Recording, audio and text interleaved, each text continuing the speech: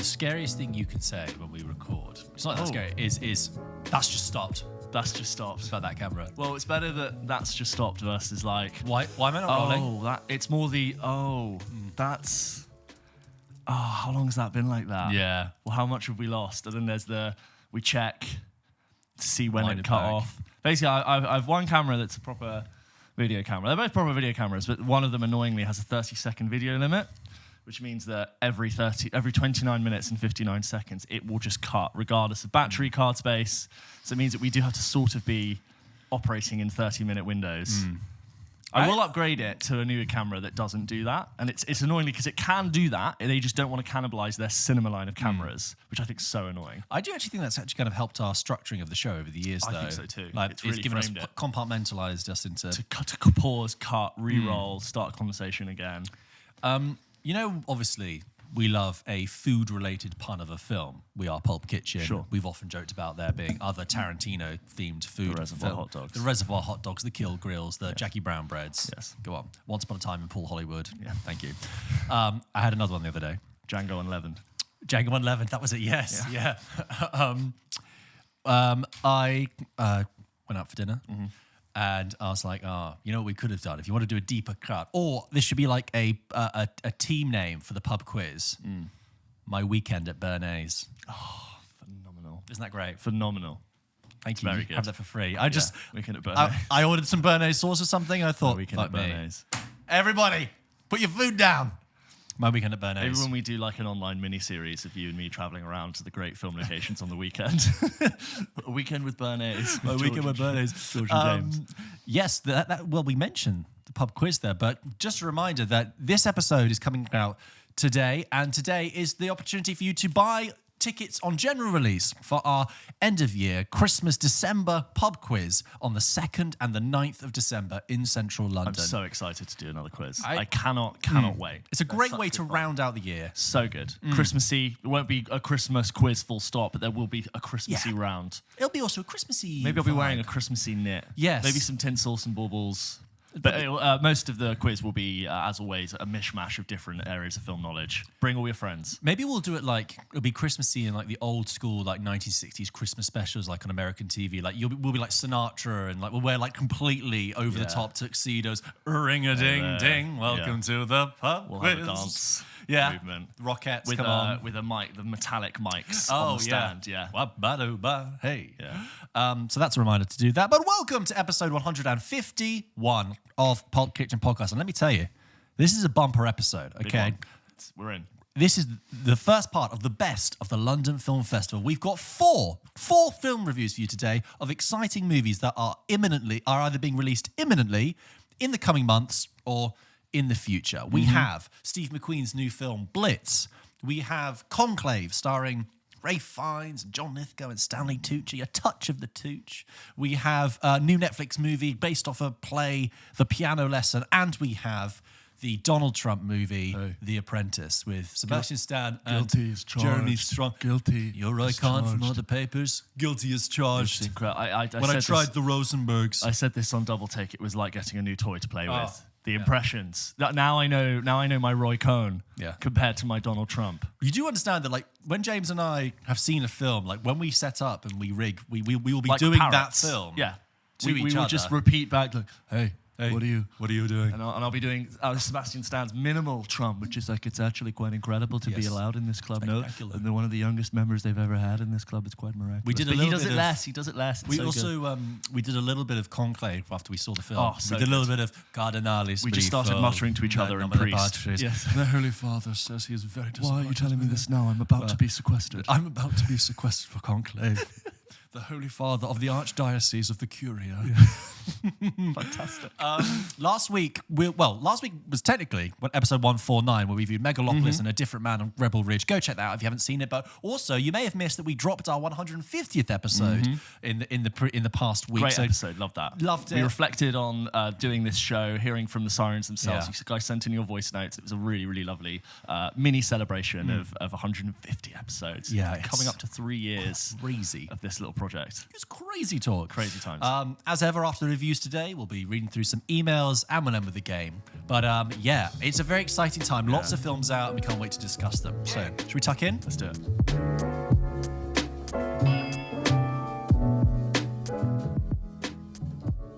So, George, one of the films we got to see, as you said earlier, for the London Film Festival, a nice, bright and early screening, was for Steve McQueen's new film, Blitz. Steve McQueen, who directed 12 Years a Slave, Shame, Hunger, Small Axe series, Widows. He is back after he did a sort of documentary project called Occupied City, which regrettably I didn't see, but nonetheless, this is his return to narrative fiction cinema.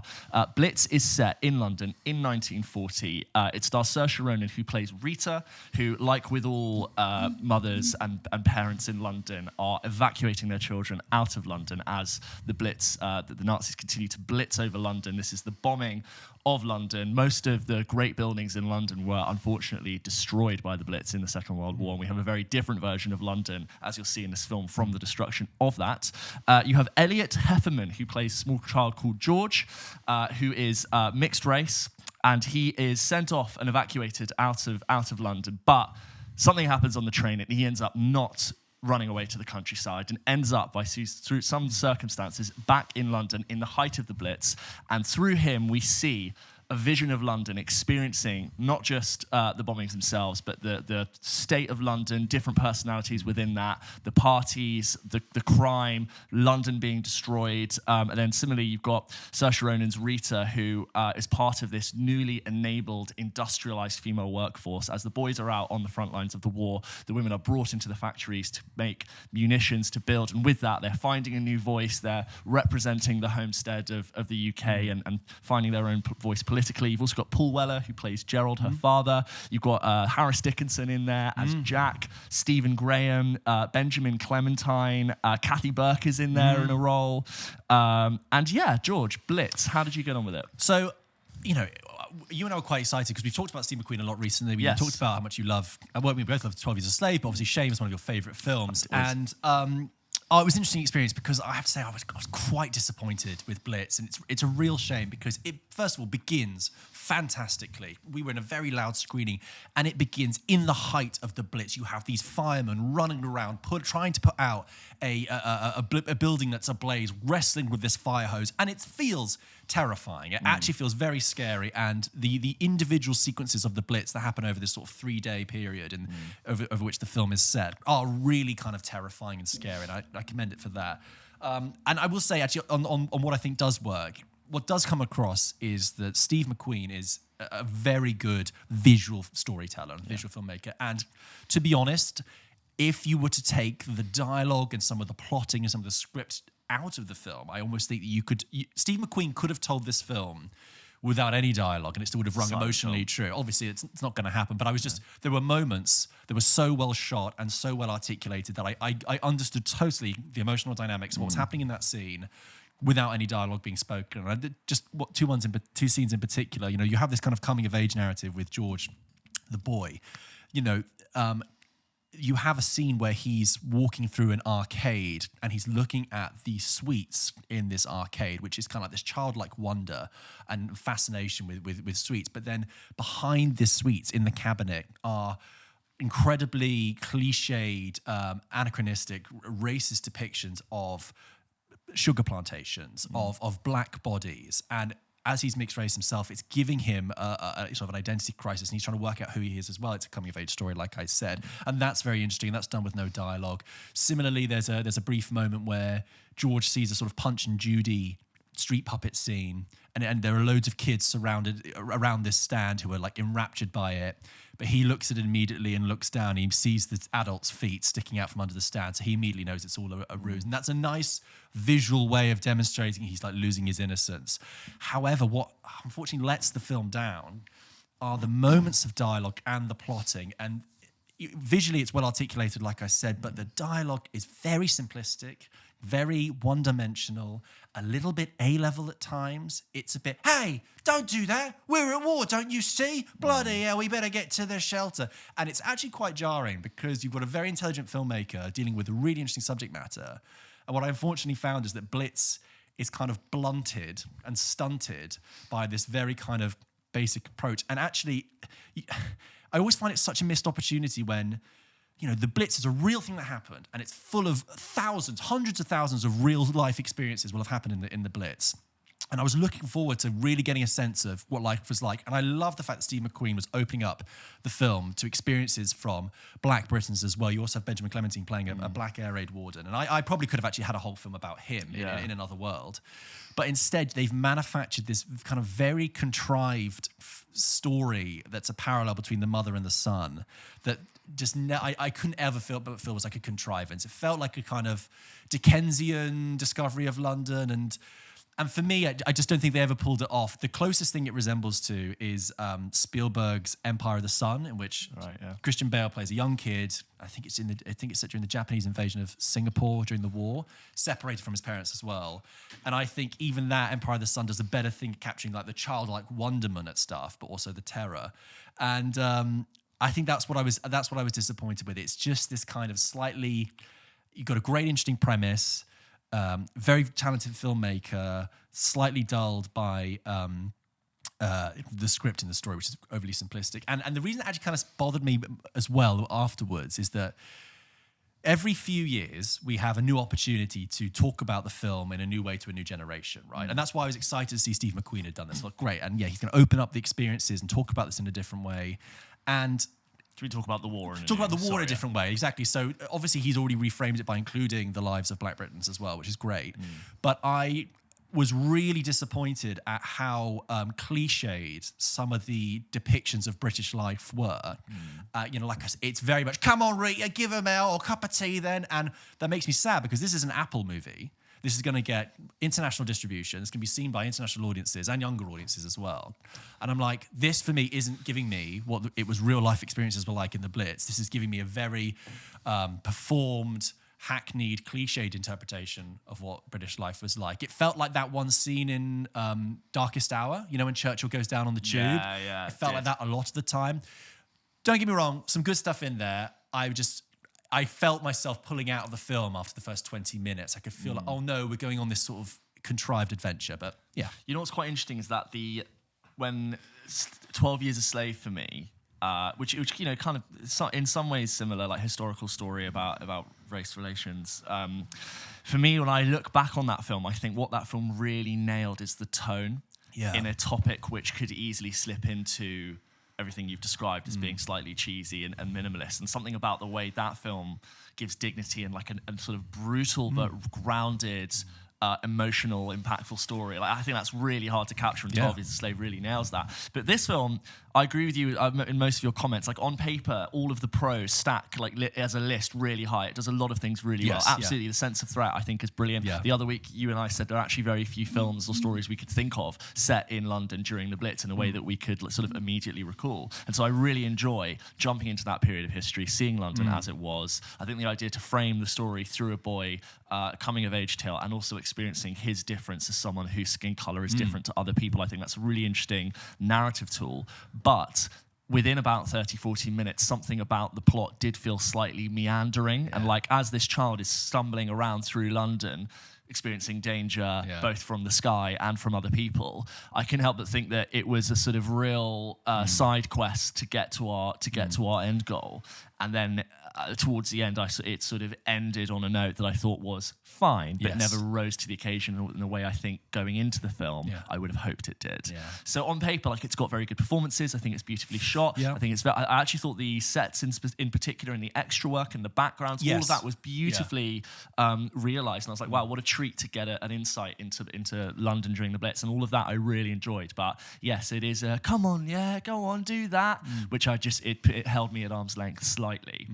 Which is not what I expected a Steve McQueen film to do with its tone. That's what's surprising to me. Yeah, I didn't have a bad time. I just wasn't fully convinced. I agree, and I just want to reiterate. Like, I do think there is some interesting stuff here happening. Yeah. I think what it is, it's the Steve McQueen connection. It's that if you had said, just show me that film and said it was by a director we weren't familiar with, or if you told me it was by Steve McQueen, I said, no, I don't quite believe you. Yeah. Even though you can see individual elements that are great there, but he's very minimalist. He's very reserved in his filmmaking. Is that fair to say? And he doesn't like to overly indulge emotions unless I think it really warrants it on screen for me. It's like those moments are really earned in his films. But I felt like this film could have delivered a much more emotional wallop. I thought it would, and it didn't for me. And also, I will say that maybe this is my personal taste as well, because I'm watching this as an adult, and I would like grit, and I would like the reality of war.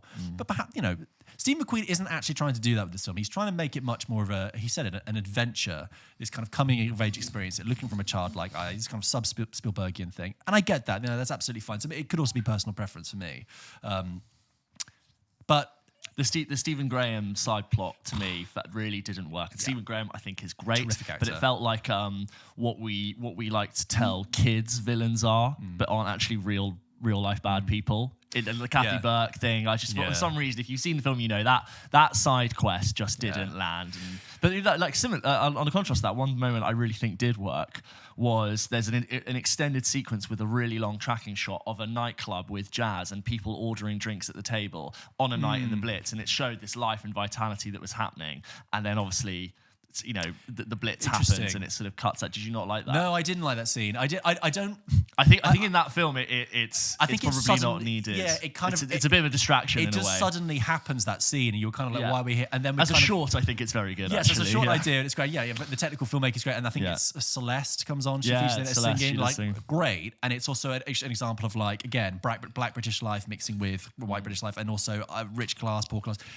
That interesting, but again, I felt that kind of just a strange addition. I put there. Someone, well, first of all, actually, sorry, I was going to say, if you had told me this film was made by someone who was American, the very sort of we've talked before about one thing that irritates us is in Masters of the Air, the depiction of British life in the 40s is very sort of bloody hell, tally-ho, and all that stuff. Spitfire, and it comes across like that, which is strange. Obviously, Steve McQueen's British, but.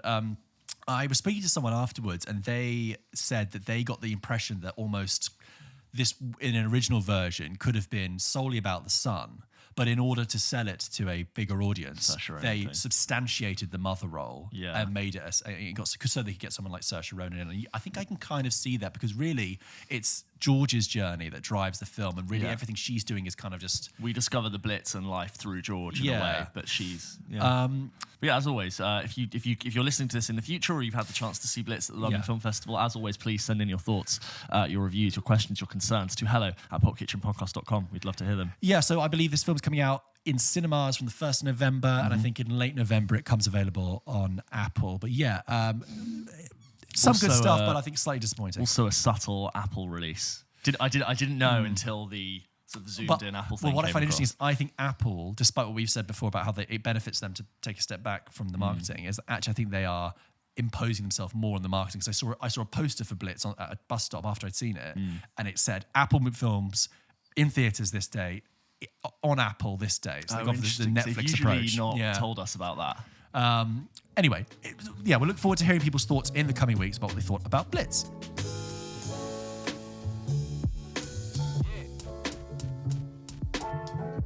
So let's do Conclave, which is based on the novel by Robert Harris from about 2016 and stars Ralph Fiennes, John Lithgow, Stanley Tucci, Isabella Rossellini, fantastic cast. It's directed by Edward Berger, who directed All Quiet on the Western Front, which came out on Netflix about 18 months ago. A film that I thought, although narratively, I think was a bit simplistic, I think actually he as a director was really strong, and that comes through here.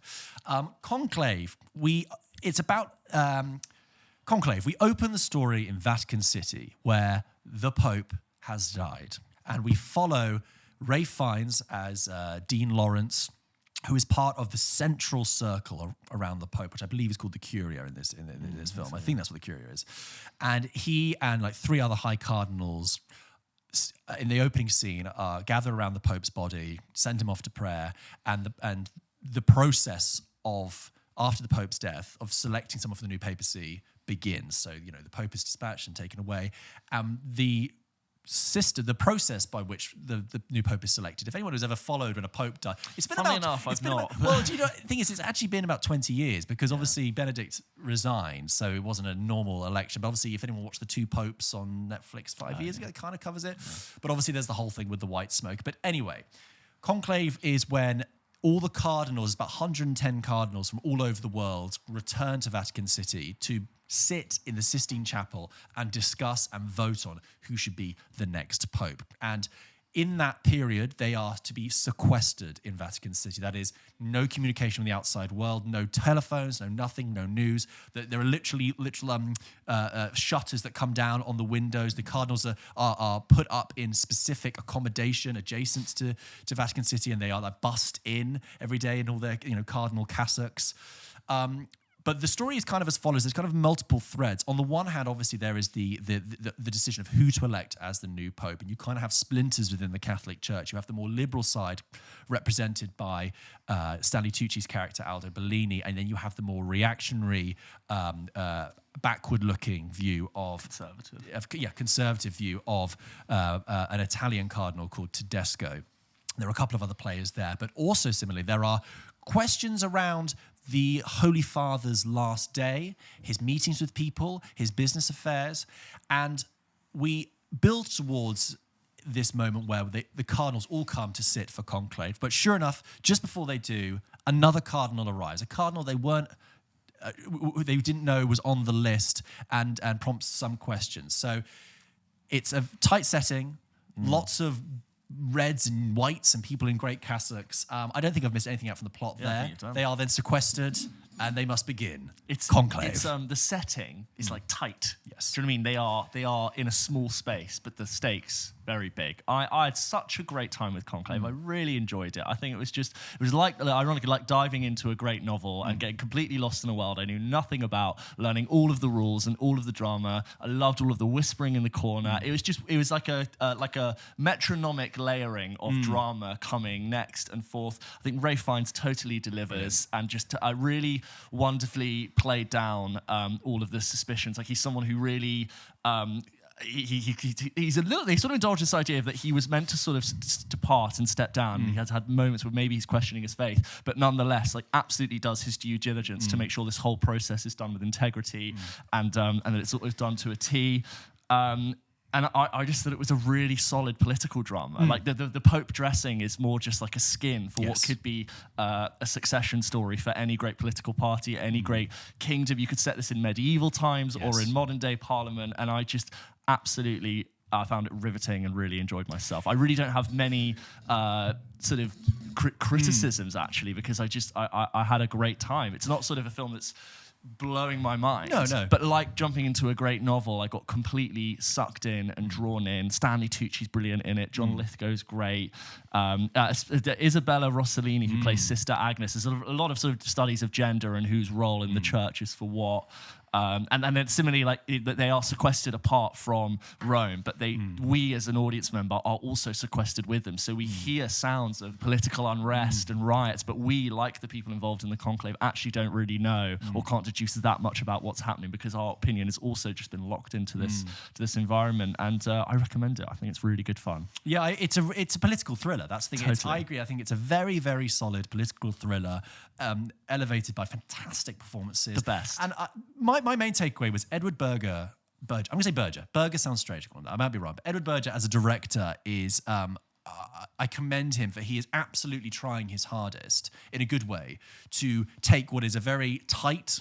arguably a dry setting of 100 men in their 60s sat in a room discussing. Should be really boring, but he is trying everything in his power to make this gripping and entertaining. I want to shout out to him and the DP, Stéphane Fontaine. Yeah.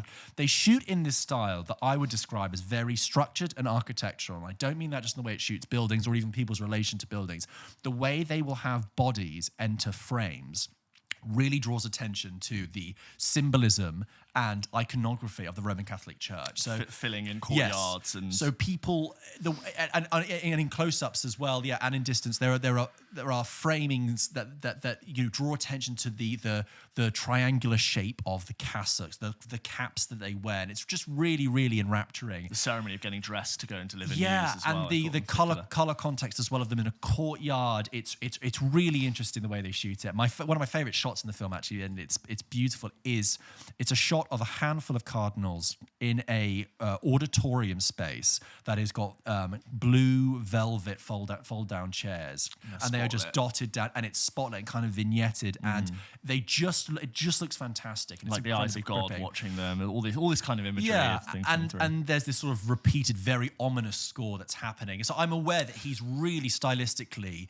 juicing this screeching thing up. cello throughout the whole thing, like and I appreciate sense that. of dread. I think well. it does a lot to elevate the film and make it exciting. And yeah, some fantastic shots in it. And like in All Quiet on the Western Front, he pays particular attention to the very close, minute physical details of the process. So in the voting process, it's pens scratching on paper, being folded, needles being poked through the paper, being put into the ballot box. That's really interesting. I agree.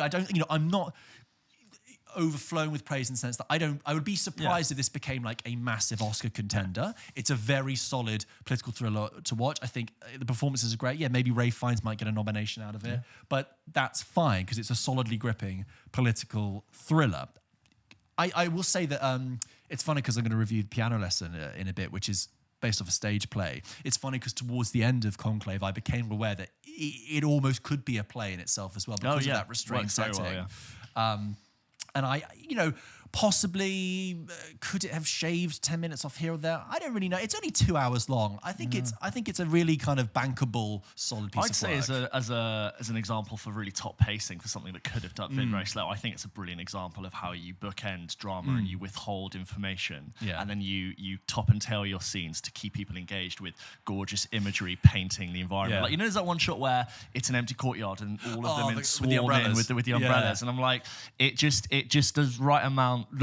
It knows how much to indulge itself in artistic flair and then carry through with the script, and it's metronomic. I thought it was really well done in that sense. I also think Ralph Fiennes' casting is really interesting because he is an actor who can bring a lot of menace, and he's incredibly imposing, but he's very vulnerable in this film. He's got to command respect and integrity, but he's also benevolent and also having a crisis of faith underneath as well. He does understands that sort of that slightly intimidating, experienced priest who's a stickler for the rules, but also like there's something going on. And I also like they didn't indulge the life story of Cardinal Lawrence too much. No. There was a little bit of that, but I think that was just enough to make his actions make sense. But ultimately, it is really focused on the papal succession.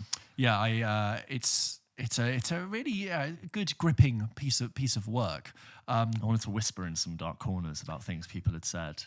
Information coming. So I think there's something a little bit cheesy about the way in which information externally comes in through one person. It's almost a little bit too easy to write. I was actually going to, because there were some giggles and sniggers towards the end of it, because there's this one character who's not sequestered. He's just I guess an archbishop who sort of helps the Lawrence. So like finding out information on behalf of Cardinal Lawrence. And he sort of turns up 3 or 4 times in the movie, and every time he sort of goes, there you go, there's the information, Cardinal, thank you. But I should also mention. But one other thing, you're kind of. One thing that was also said, if I were to give my opinion, I would say that he was coming across and Ralph Fiennes is like, go on. Well, if I may, he did see. And so by the end, there was a couple of people sort of laughing because, of course, every time he does it, it's like it's a real easy way out for the writer in that sense. Yeah. But So this is out in November. Yeah. Keep an eye out. I think it's November 22nd. I think it's going to be a real solid piece of work. So keep an eye out for that. That's Conclave. If you have seen it, or you're going to see it, you're watching this when you have seen it, still send in your emails to hello@pulpkitchenpodcast.com. I also really like how quickly I understood. Like, there's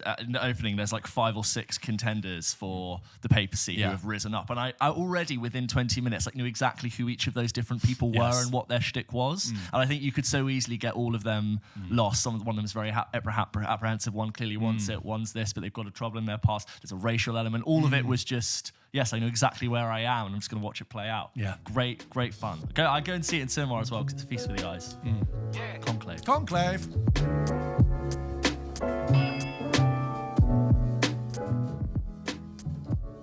I just want to do the Piano Lesson, which is coming out on Netflix in November as well, and it is based off of a play by August Wilson. August Wilson is a playwright, or was a playwright, sadly, who produced a series of plays that were highly regarded in America, that particularly detail the African-American experience. He wrote Ma Rainey's Black Bottom, he wrote Fences, both of which have been turned into successful films, and now we have The Piano Lesson. Fences, of course, with Denzel. Fences, of course, with Denzel. Now, it's worth saying with The Piano Lesson that it is produced by Denzel Washington, directed by his son, Michael Washington, starring his other son, John David Washington, also featuring his other daughter, Olivia Washington, and also executive produced by his other daughter, Kaya Washington. It's a family affair. Credits, they should just put Washington. Yeah. Inc. All of them. Washington Washington Incorporated. So, The Piano Lesson, like I said, based off of a play by August Wilson. We begin in Mississippi in 1911 on July the 4th, where all of the white families of the local area are watching a firework display. This really bombastic, heavy, illuminating people in red, white and blue light firework display. And one of the people there is this very rich white landowner. Now, landowner, while he is at the firework display, 3 black men break into his house and take a piano out of his home. And we later discover that one of those men is the father of John David Washington's character. And we cut forward to 1936, where we follow John David Washington, who is driving from Mississippi up to Pittsburgh with his friend Lyman, ostensibly to sell some watermelons, but really he is there to visit his uncle Doka, who's played by Samuel L. Jackson, and his sister Bernice, played by Danielle Deadwyler, for the reason that he would like to take the piano that now lives with them and sell it for his own reasons. His sister Bernice has absolutely no intention of letting him have this piano. We are, as an audience, are left open-ended about what happened at the beginning and why that piano was stolen and the meaning behind it. And what you get is this tense setting, again, based off a play, about what this piano means to their family. It's about generational guilt, it's about generational trauma and how that manifests itself many years later. It's about displacement, really, because they are Southerners who have had to move to the North to escape racism still in 1930s America. That's the story. I think the first thing I was quite surprised about with the Piano Lesson, in a good way, is that I was aware that it was a play, and Piano Lesson sounds like a play. It does sound like a play, and you think we sometimes chafe at this sort of stage-like confines on a play. And Fences felt very play-like when I saw yes. it. Yeah. And The Whale is another example of a very sort of stagey play adaptation. I think one of the greatest successes of the Piano Lesson is that it quite successfully aerates and breaks down the stage walls of the story to give it some life and give it some vitality. Sure enough, there are long scenes set in the house, long scenes of dialogue, but Malcolm Washington, I believe. Malcolm Washington, I've been saying Michael. Malcolm Washington breaks away from the house enough to really make you feel like there is a life happening and a world happening outside this home. First of all, great cast as ever. Samuel L. Jackson, we've said before that he has the best filmography on the planet, and this is an example of another interesting role that he's been given. Yeah. It's a supporting role, but he delivers something really well. He has a brother that turns up played by Michael Potts, who also is great. John David Washington still is a very solid actor. I think Danielle Deadwyler, who most people won't, I think, be familiar with, she was in a film called Till that came out about 2 years ago, and she got a lot of praise for it. And a lot of people were very, very angry that she didn't get an Oscar nomination for it. But she is absolutely terrific in this. I really, really enjoyed her. And I found myself for a play I had no context about, and for something that I was worried was going to feel quite stagey. I became very, very engaged in the drama. I was really engaged in the story of where this was going, what this meant, and it's kind of also framed with a slight pseudo-supernatural element of the ghosts of the past. There's this fear of something that might be upstairs. There's this phantom that might be haunting their house. It gets quite metaphysical, quite supernatural in that respect, and I think it's actually a good, solid piece of work. I will say my concern is that I saw this at the cinema, obviously as part of the festival, which was great. It's a Netflix movie. Good on Netflix for making it. That's wonderful. I worry that in the context of home viewership, that most Netflix viewers will not have the patience to sit through this, and it will reach a very limited audience. Maybe it was always going to reach a limited audience, but that's my kind of sadness with it, because I think, in the confines, by seeing it in the cinema, I'm committed to seeing it for 2 hours. You're kind of shut in, and that it gives it a kind of DNA link to theatre, where of course you go and you see a play, you sit there for 2 hours. But removing it to home viewership kind of, I think, gets so far away from that it's too easy to turn it off. And the whole point is that it's a long experience with theatre. It's a long experience with film. It's only 2 hours long. Of course, we're just speculating, but almost like if you worry that films like that aren't performing in the way that Netflix would like in the home, which is now the most important screen for their viewership, you'd worry that that would deprioritize those types of films being made if Netflix is now one of the largest producers and distributors of film. Does it affect? We don't know that this is the case with the piano lesson, but like, could we say that sort of slower, prestigious, more thought-provoking, less sensationalist films are going to be underperforming on the platform? You're right. Is that a problem? I sometimes 10 years feel down the line, they go, well, we don't want to make those because nobody's watching them. Very cynically, I sometimes feel like Netflix only brings this stuff out. They choose like 4 projects to bring out at this time of year in the hopes of getting Oscar nominated, because then it elevates the prestige of their carousel, but really they're not actually committed to back. I don't know this, but we need to know how well, because it wasn't a good film, but like, did Maestro perform well despite not being well reviewed? What was the viewing figures? What was the figures? Like, was Bradley Cooper and Carey Mulligan enough to carry it? Was the fact that it was nominated enough to carry it? God, that film on that platform. Yeah, I thought of Maestro when we watched Joker Folie à Deux because of all the smoking acting. Yeah, and the sequences that like seemingly didn't really add. The thing is about music is that you don't listen to music. No. Did you know that Bradley Cooper produced Joker? Because he had a production partnership with Netflix, but they dissolved that in 2021, so he wasn't involved in Joker Folie à Deux as well. So maybe Coops needed to. The Cooper effect. He'd worked with Gaga. Maybe that would have helped the film. But anyway, the piano lesson. I was actually quite impressed with it. I think it was a solid piece of work. I think it successfully breaks down the stage confines of a stage-to-screen adaptation. Yeah. Do you know what film also felt very stagey? Foe, with Paul Mescal and Saoirse Ronan. Felt like a Black Mirror stage play, but it was a film. When you say pho, I just think of Vietnamese noodle soup. Pho. Pho. I know it's pho.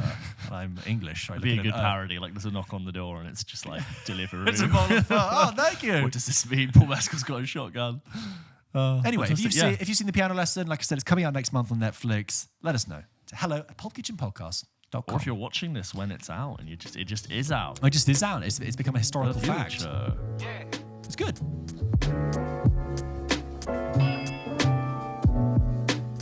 So George, The Apprentice, not the British series with Alan Sugar, or even the American one with Donald Trump himself. This is ironically named The Apprentice, both for that very reason, and the fact that in this film it is a story about Donald Trump as an apprentice to another similar financier figure in New York. This is set in the 1970s into the 80s in New York, and it is very much a story of America, the American dream, capitalism, and we've discussed this a bit on Double Take about the timing of this film coming out. As we're recording this on the 13th of October, and the election is happening within a few weeks. I mean, where do you want to cover in terms of like how do you even talk about how this film is going to reflect on that and the weight this film is carrying? You talked on Double Take about. Basically, you can go and check out. Yeah, I can check out. But basically, just to paraphrase, like it's been in production since 2018. Finally, had its premiere in Cannes this year. Then almost didn't get released because of troubles with the financier and threats from and Trump's given what's team. Already happened this year, there's no way this film could like on the nose point at a particular moment in time to comment on something very specific, but nonetheless it's coming out. Go check out Double Take if you want to just understand about why we almost basically didn't have this film even after it was made. So this film is set around a much younger Donald Trump. I think it starts in about 1973. New York is in a really different place to the way we love it. It is the way we know and love it. It is riddled with crime. It's run down. There are entire city blocks in Midtown that are completely derelict and depraved. There's lots of crime. There's lots of political strife, and at the center of it is Donald Trump, who's this character of Donald Trump in a way, who's wildly ambitious, but also very much finding his feet in this high financier society, just starting to get accepted into these very exclusive gentlemen's clubs. One of them is the Carnard, and he's one of the youngest people to actually be accepted into the Carnard. Is it the Commodore? No, Commodore. But the Commodore is the building he's going to convert. What's the club that he's in? I don't think we get a name for it. Anyway, and in one of these clubs, he meets none other than Roy Cohn. The Roy Cohn. Played by the fantastic Jeremy Strong, who has almost got a brand for himself as playing like this like disaffected, immeasurably wealthy titan of industry, scumbag, and he's Roy Cohn, and he's got this sort of turtle hey, neck. Guilty as charged. Hi. And you can see from the Trump that we know where some of those, at least in this film, is dictating where some of the mannerisms, speaking style, approach, and ultimately, like a journey of life comes from. And it's from this guy, Roy Cohn. He's going to teach him how to sit. He tells him how to, it's going to be the greatest ever. Always say it's going to be incredible. Never deny. For those who don't know, Roy Cohn was a former lawyer, chief prosecutor, who was involved in this very famous case where he prosecuted the Rosenbergs in 1953, who were convicted of being Russian spies and put to the electric chair. And then he was involved in being Senator McCarthy's chief prosecutor in the McCarthy trials, communism trials, a real scumbag. And then he became this sort of fixer in the 1970s and 80s. And he develops this relationship with a young Donald Trump, sort of like his mentor in business, but also his sharky lawyer for hire as and when he needs it. And we follow Trump as he looks to build a hotel, build Trump Tower, and the kind of conversations and business deals that he has to make in order to get those done. There's also another a writer that he commissions to write a book about Donald Trump, which ends up coming the art of the deal, which is his 4 rules for successful life, which he sort of takes from Roy Cohn.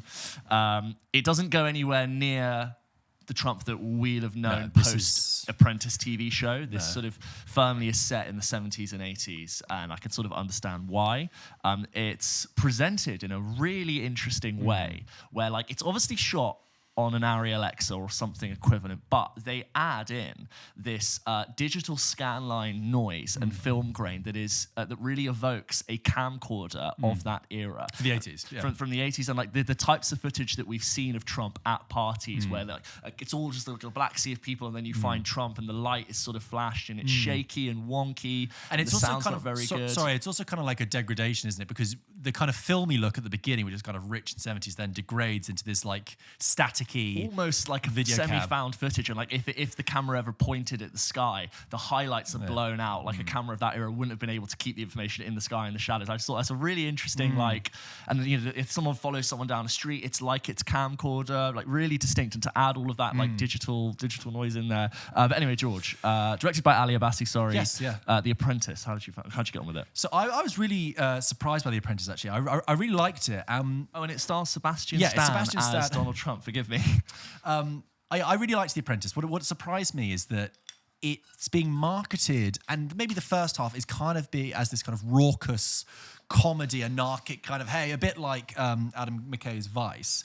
But what surprised me was that, particularly in the second half, this film becomes something much darker, much more sinister. And for me, the kind of takeaway success of the film is that by the time it got to the end, I felt almost like a visceral reaction. I felt repulsed. I felt revolted. I felt threatened by the monster that we'd seen being created in front of us. And the film has got a subtitle which it's called An American Horror Story. And it's basically almost a kind of pseudo Frankenstein narrative about the creation of the monster of Donald Trump. And it kind of leans, especially in the second half, really leans into those kind of horror tropes of physical deterioration of both Trump and Roy Cohn in comparison with the other. Trump, who becomes bloated and acneed, and Roy Cohn, who sort of becomes emaciated and thin. And there's sequences where we see Trump having cosmetic surgery, and it's kind of shot in a way that's kind of very disgusting and monster-like. And throughout the film, I thought it was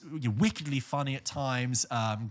Different, and again, tracking Sebastian Stan's performance as it changes throughout. But for me, one of the big takeaways was how I felt afterwards, and I couldn't shake it, and everything about it kind of stuck with me. And I think that's what made the film for me, actually. It was perfectly fine and solid and enjoyable on the way through, but actually the way it lingered, the way it stank on me afterwards, was what I was impressed by. Sebastian Stan, great performance. Fantastic. And how great that last week we talked about him in A Different Man, which is a film we thought was interesting, not loved, but just nonetheless, he's releasing films a week apart from each other that are so vastly different. Yeah. He really is one of the most exciting actors working today. And it's not, what I love is that he gets that cliche of he does completely disappear into the role. Totally. I never thought I was watching a Trump impression, neither did I think I was watching Sebastian Stan be very active. But it's the best Trump I've seen.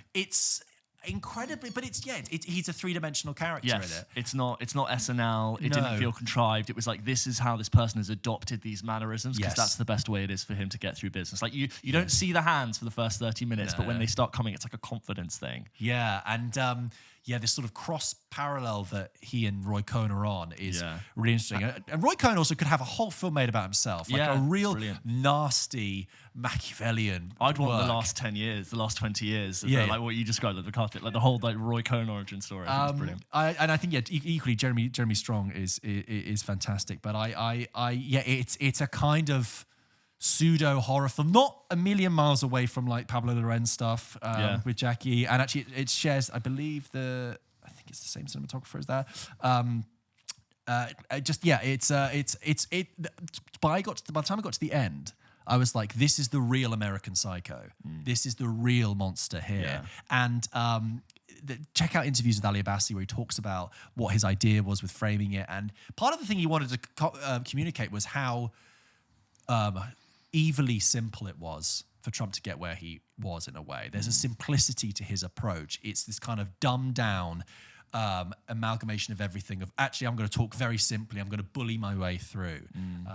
But yeah, a really interesting piece of work, and I think Sebastian Stan, I'd love to see him recognised for it. Yeah, American Psycho and Vice were both just screaming into my head like a horrible monster baby that had been produced. In the same way that like what Vice does really well is it indulges in this horrifying monstrous silhouette that Dick Cheney is in that film.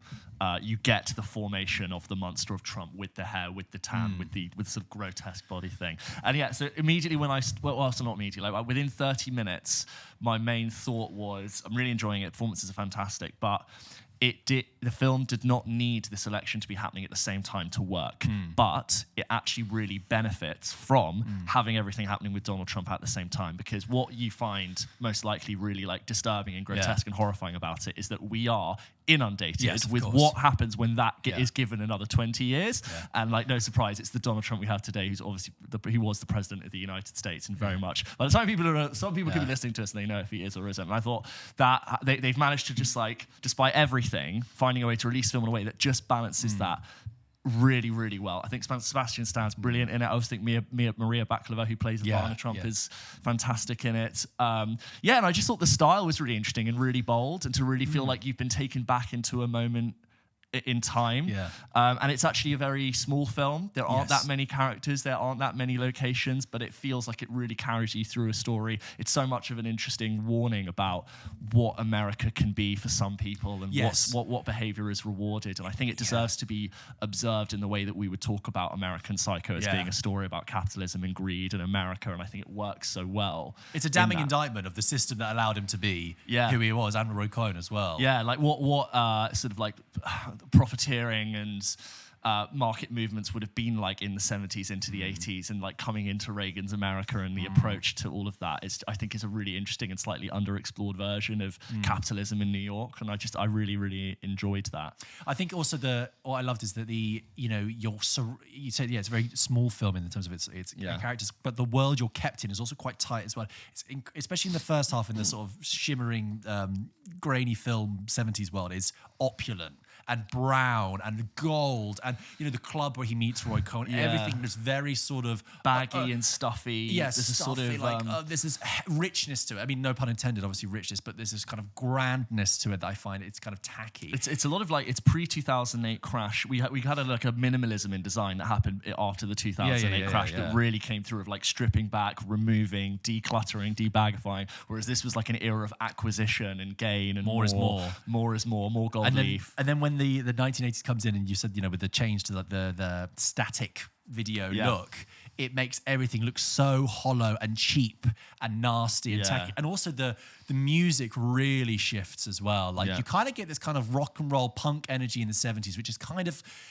I think the film is deliberately trying to frame, it's not asking for your sympathy with Trump, but it's trying to make you understand that this guy was just an ambitious guy, contextualizing his ambition as well, and where New York was at the time. But then when we move to the 80s, that the music becomes incredibly monstrous and sinister and warning us.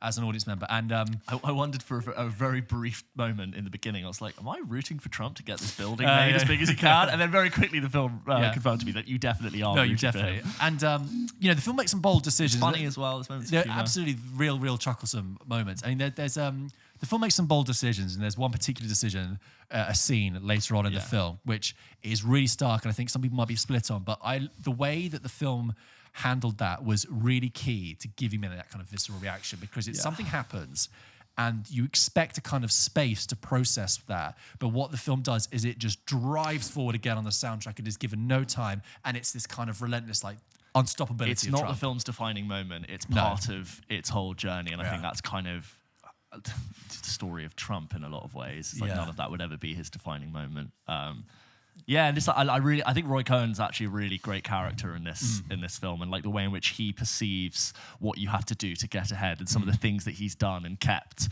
to keep tabs on people. That's such an interesting world of like pre-internet analog media, of how you would keep people on your side, the way in which they manipulate funding when New York is completely impoverished and they need to fund everything else, and there's this horrifying hypocrisy and this corruption of how they manage to get the extortionate amounts of funding to get their building made. And also the kind of it doesn't surprise you. It's the filth of Nixon as well. You begin the film opens with a shot from Nixon, the "I am not a crook" speech, and it just contextualizes the whole thing about the corruption in America. And also kind of like America was at like a crossroads between, and particularly framed through New York, repairing itself and redeeming itself, or kind of leaning into the sleaze to kind of get itself out of it. And Trump was this, he did loads of TV interviews, and he was this symbol of like American ambition and rejuvenation. It's like, I believe in New York. I think it's terrible what's happened. The mayor's done a terrible job. Everybody knows this. He's done a bad job. I believe in New York, and I think we're going to make a real statement to the rest of the people that this is going to be. And you're like, but I've seen those interviews in real life, and I believe you in this moment in time. So it's like, it looks like a kind of raucous, kind of fun, comedy, but it's got dirt under its fingernails, and you will leave with this kind of sickening feeling. I really, I'd love Sebastian Stan to get some praise for this and even be nominated, but I do wonder if just the whole association with Trump, I think people would just be like, you know what, I'm just going to sidestep that. But great. It would feel like an Oscar for Donald Trump in a way. That's the thing. Isn't. Unless if Trump loses the election, people might be happy to vote for Sebastian Stan because it's like the spectre has moved on. But anyway, obviously we're recording this on October the 13th, so don't come after us. But anyway, I was impressed. And I'd love to actually hear what people think about it. And even if you might not, even if the idea of the film might give you the ick, I think for the performances it's worth it. Jeremy Strong, so exciting. Sebastian Stan, so exciting. Great film. That was The Apprentice. That's coming out on the Friday the 18th. That's this week. Guilty as charged. It's this sort of Donald, your case is a nightmare. It was Christopher Walken. I can't. It's never gonna happen. The biggest one in the world.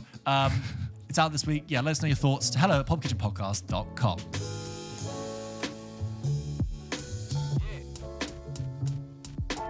George, should we go through some of the emails that we get sent into the show every single week? As always, guys, if you want to send in your reviews, your thoughts, your questions, your concerns, you can do by emailing them in to hello@pulpkitchenpodcast.com, or you could support us on the VIP tier on Patreon, have priority access to have your email read out on the show. Jenny writes in and says, with the subject Wolf's comment, "Hi both, I'm just listening to your review of Wolves, which we reviewed a couple of weeks ago. Please go and check it out. And I'm quite surprised at how negative your review is. Brackets, I personally quite enjoyed it. I hear what you're saying on them being the same character, it feeling slow and it ending poorly. However, I very much saw their mirrored characters, and the slow process throughout was intentional. These are older men who are at the end of their long career that clearly has absorbed their whole lives. They've been lone wolves their entire career, and suddenly they are confronted with what it would have been like to not be that way. I very much felt it was a film about endings and purpose, and it was fitting to have two very famous actors who have been hugely important in the film industry, but inexorably also coming to the end of their careers. I was not bothered by the ending as it matched this perspective, although I was expecting there to be a bigger twist around there being something I won't say. Anyway, I thought I'd email in and curiously ask if you may have overseen the point of the film. First-time emailer, but long-time listener. Keep up the good work, guys. Jenny in East Sussex, sent from Outlook on iOS. Thank you, Jenny from Sussex. I would just say, first of all, I don't think Brad Pitt and George Clooney come to the end of their careers. No, I think they've got a good, healthy few decades left. Yeah. Well, maybe not after this film.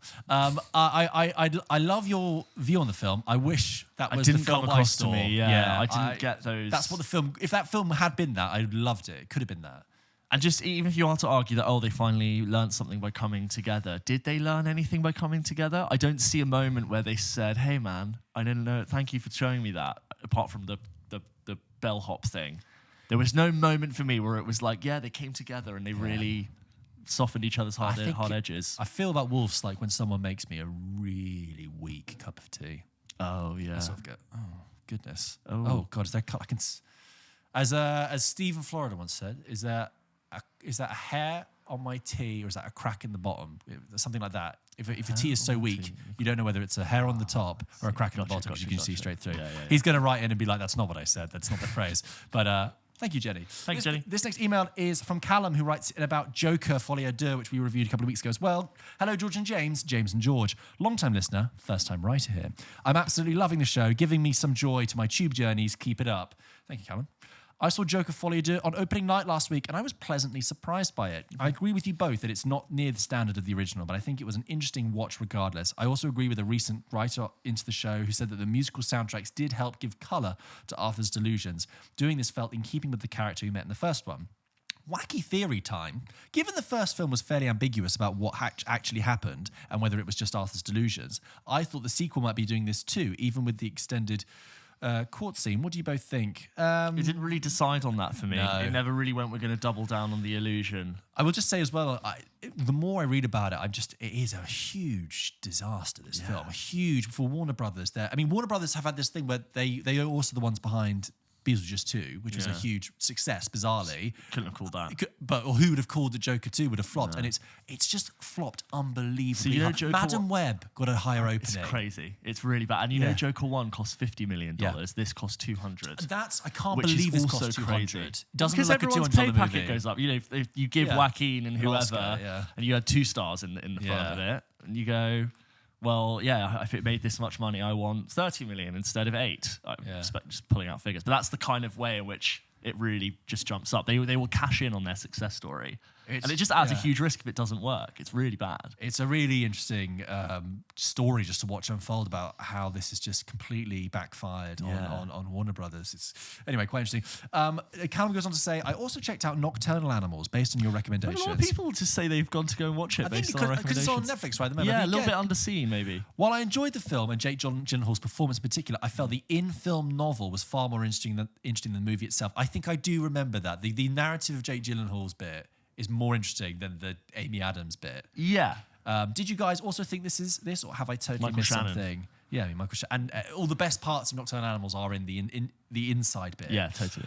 Keep going with the pod, and I'm glad you're fellow row or C or D lovers. Best, nice, Callum. Nice. We are. See you there. Do you know what I forgot with Nocturnal Animals is that Michael Sheen is in one scene. Do you remember? Yeah. You know, like is at a party or something. Yeah. Thank you, Callum. There's a moment in Nocturnal Animals where a body is found, and it is found in the most it sounds really fucked up, but the most beautiful way to display a dead body. Yeah, it's like a magazine cover. It's so Tom Ford. But it's just why I love it. It's scintillating to watch.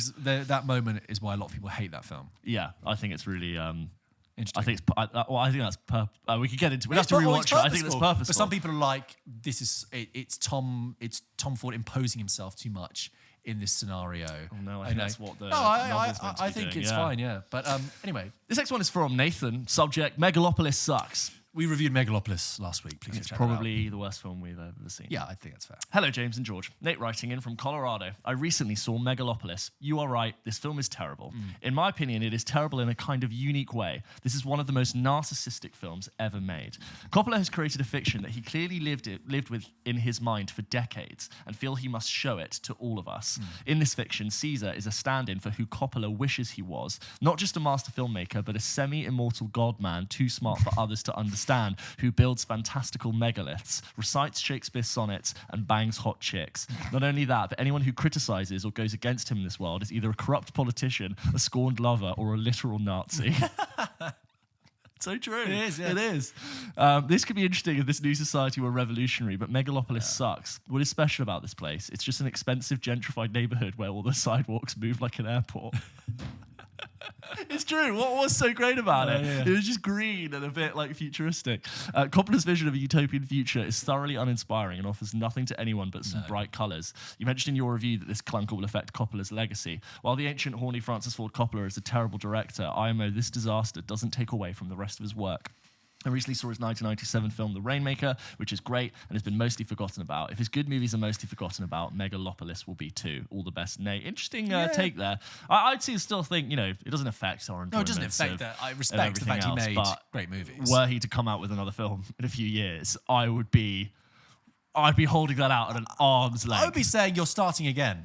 You have to start again now. It's like you'd have to completely say, I don't know who that guy was. Yeah, I'm Lance's broad brother. He would have to be like Barty Crouch's son in Mad Eye Moody. Someone would have to have cloned him and thrown him into a cupboard and be like, that wasn't me. Spoilers for Harry Potter 4. Russell also writes in about Megalopolis. He says, hey guys, I came across your podcast via TikTok and have been enjoying the past dozen or so episodes I've heard. I don't always agree with your takes, which is fine, but I'm not looking for an echo chamber, but I'm really frustrated with your Megalopolis review. Okay, Russell. Basically, I feel like you came at it all wrong. I'm not saying you need to love or even like the film, but to dismiss it outright as an embarrassment of cinema feels short-sighted for a film lover. Did you see the movie, Russell? Okay. We didn't dismiss it. We saw it. We didn't dismiss it out of hand. We saw it and we talked about it. Anyway, comparing it to The Room is a cheap shot. The Room is made by a ridiculously inept filmmaker. I said unlike The Room. I said for me it's like Francis Ford Coppola's doing. That was on me. Megalopolis is made by someone who knows what they're doing. You may not like it, but that's what he wanted to make. I don't doubt that. I also think that, the comparison to The Room is more that it's a passion project that defies and almost rubs up against any like logic of how to make a narrative film, and that's what it smelt of to me. Personally, I had a smile on my face the entire time I was watching Megalopolis. Not because it was necessarily good, but because I was watching something so unique. At no point was I ever bored. Well, I good on you, Russell, because I thought it was staggeringly dull. Did I understand it? Absolutely not. But when the credits rolled, I felt excited to watch it again and try to dissect it. It's the same feeling I had when I saw 2001: A Space Odyssey for the first time. That comparison is very generous of you, Russell. It reminded me, in a way, of Twin Peaks.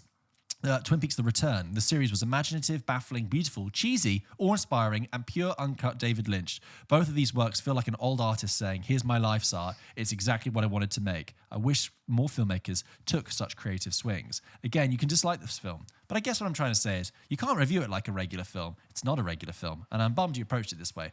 Russ, just on that last point, Russell, this idea that...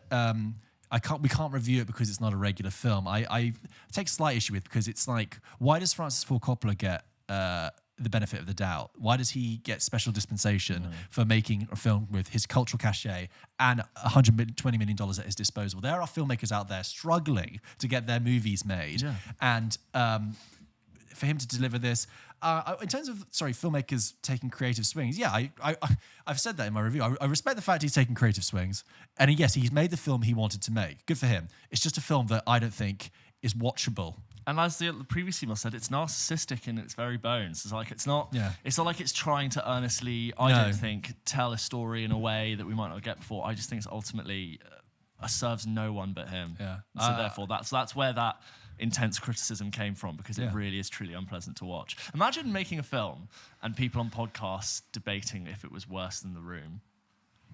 Imagine that being what is happening, which it is. Not that Coppola will be fine. He doesn't need us. But I'm sorry, I completely stand by, and I think we gave it fair context. And just because... Also, when it's so meandering and inarticulate and unclear, we can't give it that much more of a due diligence in how we want to introduce that film. Yeah. It didn't do itself any due diligence by presenting a proper narrative. I don't think that film was inherently interested in having a dialogue with the audience. Engage, and you can say, of course, that it's a filmmaker's right to. Well, it's not about the audience, and it's about. I disagree. I think it should be a dialogue with the audience, and I think it is absolutely rubbish. This next one is from Jonathan, who says, "Hello, James and George and James, long-time listener and second-time writing in. I recently watched The Outrun 2024, starring Saoirse Ronan, and was completely blown away by her performance. Rarely do you see an actor on screen that is completely captivating and able to manifest alcohol addiction in such a convincing way. Have you seen it?" That's the Saoirse Ronan movie, isn't it? It's come out. when everything else is coming out. I've just haven't had a missed it. chance I think to I was see it. away. We'd like to try and catch it when we can. I would love to catch it. Watching the film made me also think about breathtaking child actors like Saoirse Ronan, who are still working today and are at the top of their game. I think Kieran Culkin is another great example of someone who started out very young and is still consistently putting in great performances. Christian Bale, Leonardo DiCaprio, and Natalie Portman also come to mind. So my question is, who are some of your favourite child actors still working today? What do you think is the key to a long and successful acting career starting from an early age? Anyway, I hope you're doing well and looking forward to the next quiz. Both me and my wife will be there. Best Yay. regards, Jonathan. It's a good question. First of all, Kieran Culkin, we check out our review of A Real Pain that we put out in the bonus episode last week. That film is coming out in a few months' time with Jesse Eisenberg. Very interesting film. I would say I mentioned Christian Bale earlier when I talked about Blitz with the Empire of the Sun. He's just a great actor there, incredibly precocious, incredibly smart. Daniel Radcliffe's always doing interesting stuff. I think he's really good. Jacob Tremblay in Room. I think he's great. Yeah. Really great child performer. Yeah. Nicholas Hoult. Nicholas Hoult is good. Don't know if would you see him as a child? Oh yeah, About a Boy. Boy. Of course. Yeah. Nicholas Hoult. That's a good one to throw in. Long time. Yeah. This next email is from, C. Skilling is the name in the email, and you signed off with Skilling, so I'm going to be calling you Skilling. Skills. Hello, James and George. Been listening to your podcast for several months now, and I greatly enjoy it. I have a weekly lineup of podcasts, and it's always fun to take a break from some of the more serious topics midweek to listen to some of the latest film updates. We're just silly old Pulp Kitchen, aren't we? I was listening to your latest game where one of the Portuguese titles you included was for The Help. This got me thinking about a question I have about international audiences watching American films. Sure, there's the franchise films that while American are widely consumed and enjoyed around the world. But then there's the films like The Help or 12 Years a Slave and many others that tackle American history and themes very much embedded with American culture and society. They get huge mentions during awards season. Perhaps Sing Sing will be one of those. How do you all, as Brits and as movie watchers with friends from all over the world, watch such films? Do they resonate with you? Do you ever get lost or feel like you're missing something? Do you think international audiences get lost or lose interest in such films? These questions could certainly be applied to Americans watching foreign films, but since Hollywood and the film industry is so American Western based, I assume it's probably happening for more international audiences. Always love hearing your take on the more nuanced aspects of film and production. Cheers, Skilling.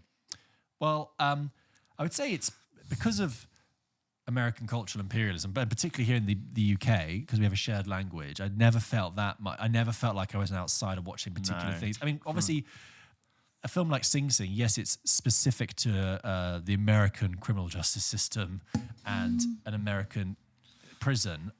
The themes are universal. Culturally, we're very adjacent to a lot of the same touchstones. They're very different culturally and politically. I don't feel lost trying to sort of keep a track of American cultural moments in films specifically. I suppose, like when I reviewed The Piano Lesson, I think that there might be deeper thematic nuances that are not received as much by me as a British viewer, or maybe other international viewers, as there would be with American audience who are aware greater the history. And argue the other way around, like a World War II film set in London, which is why we will be critiquing it in a very different way than I think an American would, hence our comments. That's why I was frustrated about Blitz, because I thought it didn't recognise the fact that this will have international listeners and watchers and engage with it a different way. But no, I think because America, because film, Hollywood has such a stranglehold on mass consumption of film. It's English based and.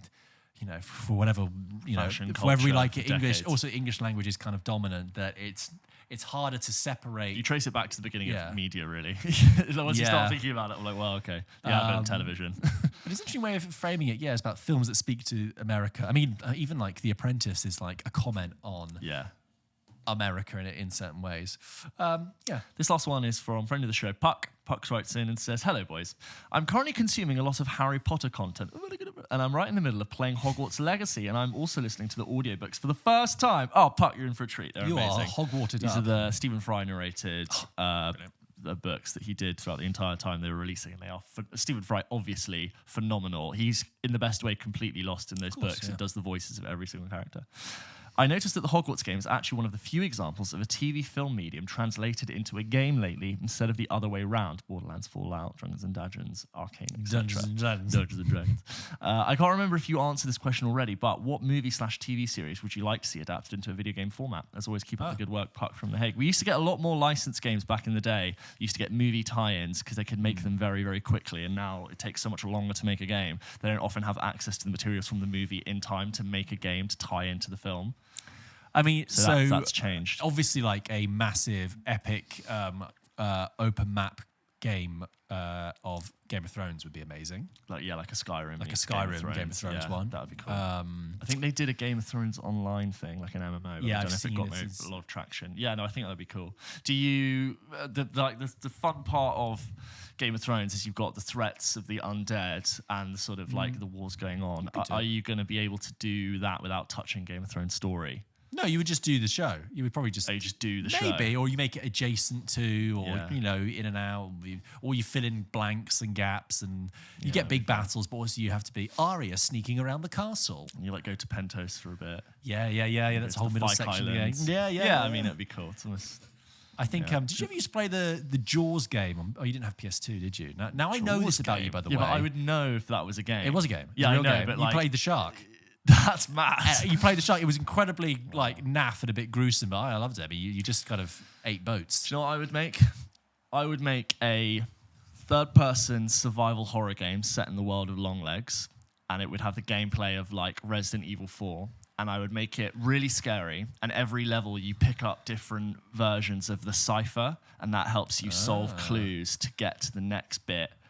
And you make it a bit more third person actiony. You go to different locations, you get clues, you figure out who the killer is, you get different letters to solve things, and that gives you the next level. And then you go.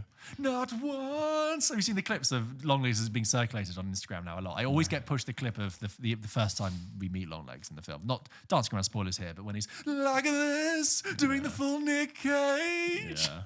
Out of context looks insane. And it's insane in the film, but anyway. Then I'd also like to do you without evoking GTA too much, because I think it'd be hard to do that better than GTA. But you take Drive with Ryan Gosling, and you take the Drive, a San Francisco game, where it's a narrative based around doing driving jobs, and you set it in an open world, but you sort of give it a cyberpunk tone. I'd do that. Ryan Gosling Drive, where you take the premise of that, the heists of GTA, but I don't think you could do open world because GTA would do it better. Heat, again, Drive, that's quite GTA 5 inflected. If you do if you had a Drive of San Francisco meets Max Payne 3, but it was Drive, I would do that. That'd be cool. So I'd say, but I think survival horror in the Longlegs universe would be jokes. Well, that's good. Thank you. You just touched my knee with your foot. No, it's just quite. It almost seemed quite pointed. Yeah. You were just move on to the game. That was all the emails we had time for today. Let's end with a game.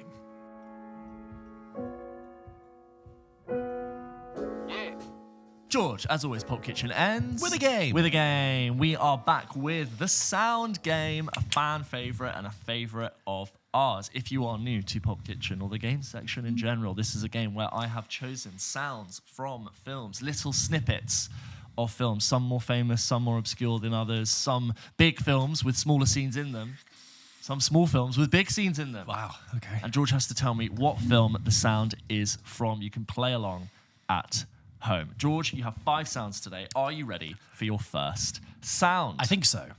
Here we go. You have to guess the film from this sound. Look in the mirror. Paper towels, a clean cab, limo company someday. How much you got saved? That ain't none of your business. Someday my dream will come. One night you'll wake up and you'll discover it never happened. It's all turned around on you. It never will. Suddenly you are old. Yes, that is the voice of Tom Cruise in Collateral. Yes, Michael Mann's movie with Jamie Foxx as the cabbie. Also featuring Mark Ruffalo in that movie. And I believe, keep my wife's name out of your mouth. What's her name? His wife? Jada Pinkett Smith. There you go. Tom Cruise has an unmistakable staccato-ness to his voice. He does. It's really quite... Kittredge, you've never seen me very upset. How much money you got saved? It's very distinct. I wouldn't think of him as having a distinctive voice, but actually, Cruise's voice is one of a kind. And his distinctive laugh, distinctive run. Yeah. He's iconic. Not bad, Collateral. I rewatched it fairly recently. It's okay. Yeah, I've not seen it in years. Some good, Beautifully shot. club scenes, yeah. He's rocking a real sort of frosted haircut there. Silver Fox. Yeah. It's quite a choice. Yeah. Moving on to our next sound. George, you have to guess the film from this sound. This is a classic kind of gangster shack, I can tell you. We're gonna find weapons here. Trent, watch your head, don't hit the cow's head. Just checking for panels. Ah, you hear that? Yeah, it's hollow there. That is the sound of Vigus van der Merwe in District 9. Yeah, bro. He's sort of going, he's calling the camera around. Got to check for the panels for thing. Yeah, it's when him and the character, I can't remember, the alien character, they sort of meet. Sebastian? I think it's Sebastian. Yeah. Sebastian, Tonya, I'm not a prawn. It's also the scene where he gets the alien goo. Oh, yeah, the inciting Sploshed incident. on him. Yeah. The transformation. Yeah, District as we 9. talked about, great movie. I think I need to rewatch it. Same. I'm worried it doesn't. I remember the CG being so good, and I think now, however many years 15 years later. 15 years later, I might be like, it's okay. But for also- 2009, I think it probably had a really good punt at it. I'm also worried that the found footage is an imposition to the film. Doesn't It need was to be peak there. found footage. Yeah. We were finding all sorts of footage. Ready for your next sound? Yes. George, you have to guess the film from this sound. You've got the first two.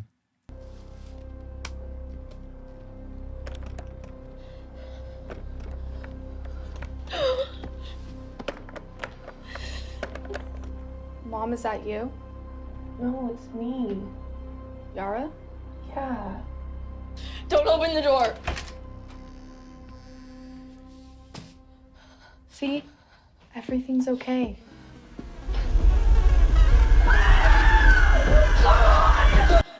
Watching your eyebrows do like loads of different shapes. during that is Like really the Cadbury's funny. advert of yore. It's like a dog hearing its favourite words. So you had a lot of rustling. I find it very quiet today. Sorry. I'll boost Maybe it, I'll my boost it. ears have just... I feel so old. I'll boost it even more for you. Horror movie, obviously. It's obviously a horror movie. Play it one more time. Please do.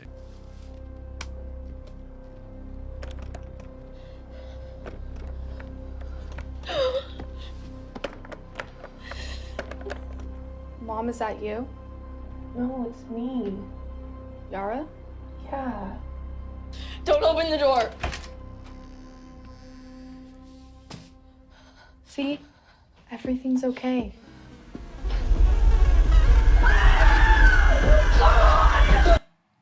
God, horrifying. Any ideas? Okay, The Grudge. No. Not seen it.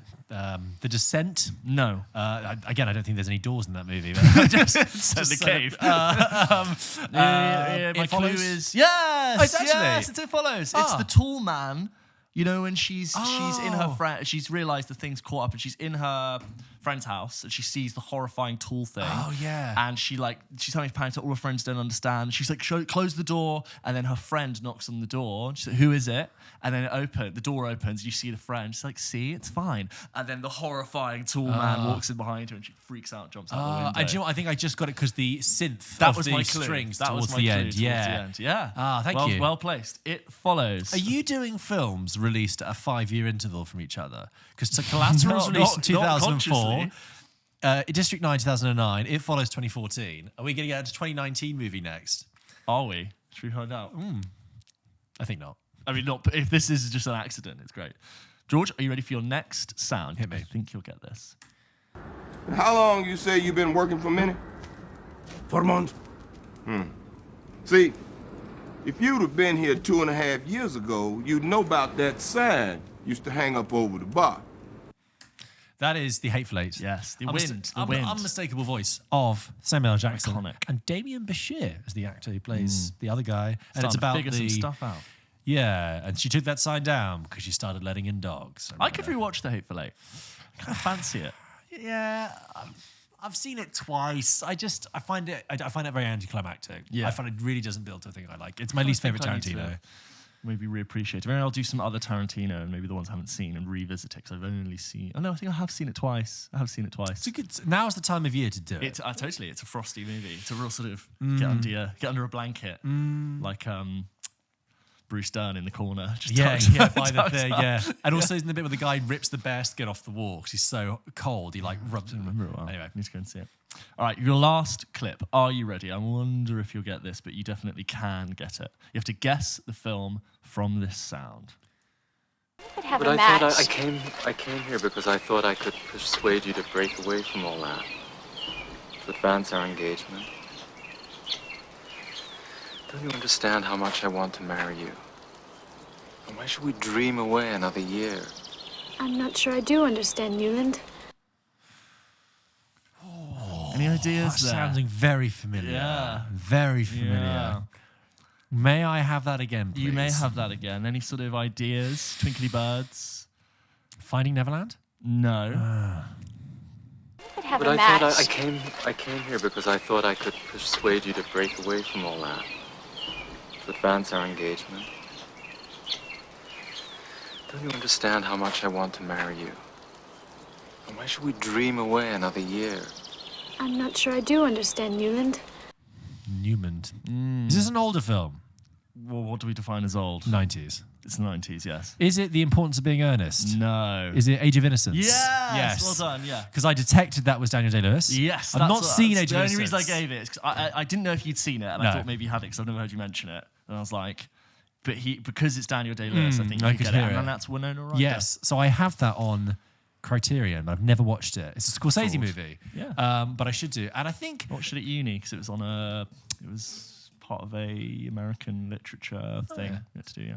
The Winona Ryder, when she was doing the Beetlejuice junket recently, she was like, because she worked with him twice. She also then worked with him on The Crucible. Yeah.